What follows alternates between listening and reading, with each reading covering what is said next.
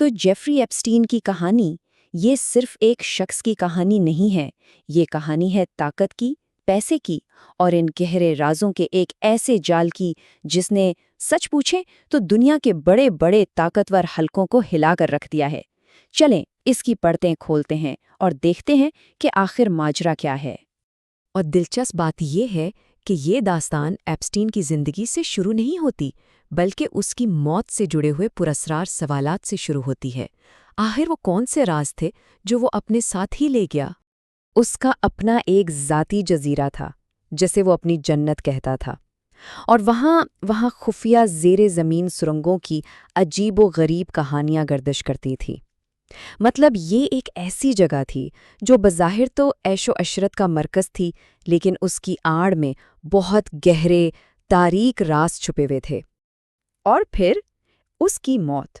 सोचें, एक high security jail में, और जिस रात उसकी मौत हुई ठीक उसी रात वहां के कैमरे पुरअसरार तौर पर खराब हो गए।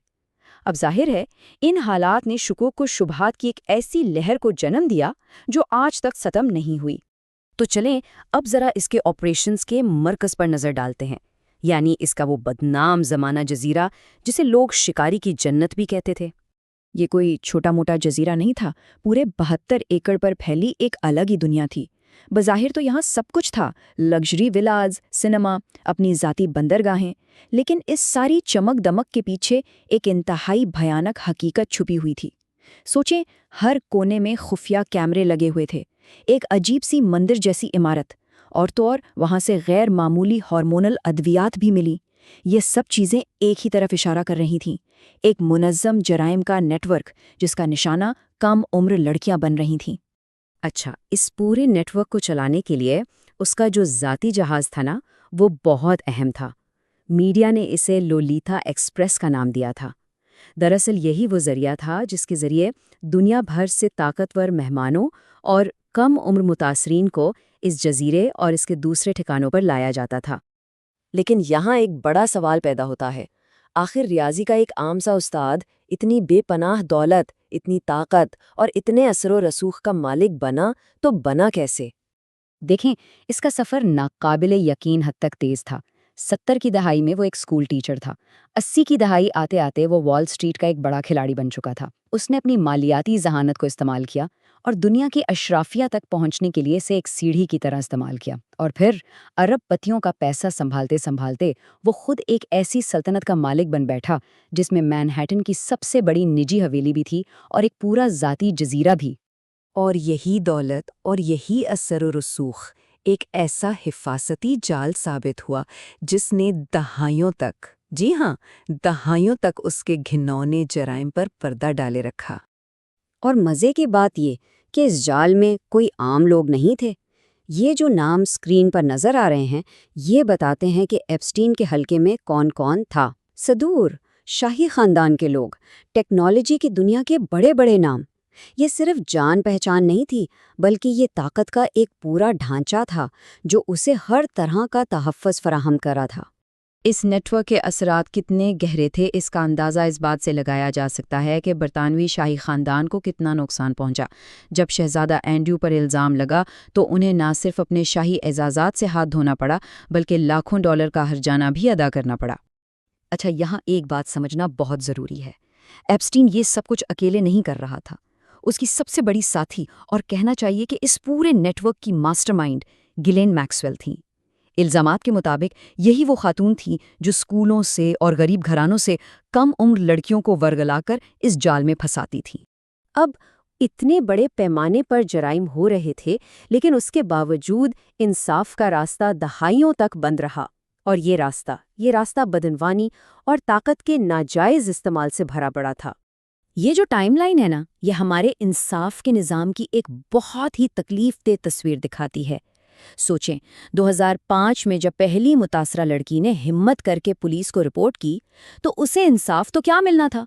उल्टा 2008 में एप्स्टीन को एक खुफिया डील के जरिए एक इंतहाई नरम सज़ा देकर बचा लिया गया, और इस केस को दोबारा जिंदा होने में एक दहाई से भी ज़्यादा का अरसा लग गया।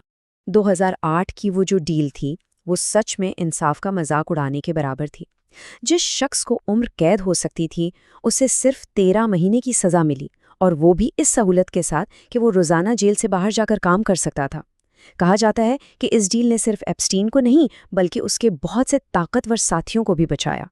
फिर हालात तब बदले जब 2018 में एक सहाफ़ी जूली के ब्राउन की तहकीकाती रिपोर्ट ने आकर तहलका मचा दिया। इस रिपोर्ट ने ये साबित कर दिया कि किस तरह पूरे के पूरे सिस्टम ने मिलकर एक मुजरम को बचाने की कोशिश की, और बस इसी के बाद अवामी दबाव इतना बढ़ा कि नई कानूनी कार्रवाई शुरू करना पड़ी। लेकिन मुकदमे की समाअत शुरू होने से पहले ही एप्स्टीन की मौत ने पूरी कहानी का रुख ही मोड़ दिया। ये इस कहानी का इख्तिताम नहीं था, बल्कि ये तो सवालात और नताइज के एक बिल्कुल नए बाब का आगाज था। देखें, सरकारी तौर पर तो इसकी मौत को खुदकुशी करार दिया गया, लेकिन जो हालात थे वो कुछ और ही कहानी सुना रहे थे। कैमरे खराब, गार्ड सोए हुए, और उससे ठीक मौत से कुछ दिन पहले ही खुदकुशी की निगरानी से हटा दिया गया था। इन सब बातों ने इस ख्याल को बहुत तक़वियत दी कि शायद एप्स्टीन को उन राज़ों की हिफाजत के लिए खामोश करवा दिया गया जो वो जानता था। खैर, एप्स्टीन तो बच निकला, लेकिन उसकी साथी गिलेन मैक्सवेल वो कानून की गिरफ्त में आ गईं, और जून 2022 में उसे अपने जराइम की सज़ा के तौर पर 20 साल कैद सुनाई गई। इसके अलावा एक और काम ये हुआ कि एप्स्टीन की जायदाद से एक मुआवजा फ़ंड कायम किया गया। इस फंड ने 150 से ज़्यादा मुतासिरीन में $121 मिलियन से भी ज़्यादा की रकम तकसीम की, जो कि ज़ाहिर है उनके ज़ख्मों पर एक छोटा सा मरहम ही था। और फिर आवामी दबाव इतना बढ़ा कि आखिरकार बदनाम ज़माना एप्स्टीन फाइल्स को मंजर आम पर लाने का अमल शुरू हो गया। इसने वाकई दुनिया भर की अशराफिया में खलबली मचा दी है। हज़ारों सफ़ात पर मुश्तमिल ये फाइल्स आज भी नए नए नाम और नए राज सामने ला रही हैं। लेकिन यहाँ सबसे अहम बात ये है कि ये तो सिर्फ शुरुआत है। इस केस से जुड़ी 10 लाख से भी ज़्यादा सफ़हात की दस्तावेज़ात वो अब भी खुफिया हैं। इसका सीधा सा मतलब ये है कि पूरी सच्चाई अभी तक सामने नहीं आई है। तो ये सारी सूरत हाल एक बहुत ही गहरा और परेशान कर देने वाला सवाल पीछे छोड़ जाती है कि अगर असल सच्चाई अब भी लाखों सफ़हात में दफन है, तो फिर वो कौन लोग हैं जिन्हें आज भी बचाया जा रहा है। आखिर में जेफरी एप्स्टीन की ये पूरी दास्तान एक तल्ख हकीकत याद दिलाती है कि पैसा और ताकत शायद कुछ देर के लिए जुर्म को छुपा तो सकते हैं, लेकिन उसे हमेशा के लिए मिटा नहीं सकते, क्योंकि सच्चाई वो कहीं ना कहीं से अपना रास्ता बना ही लेती है।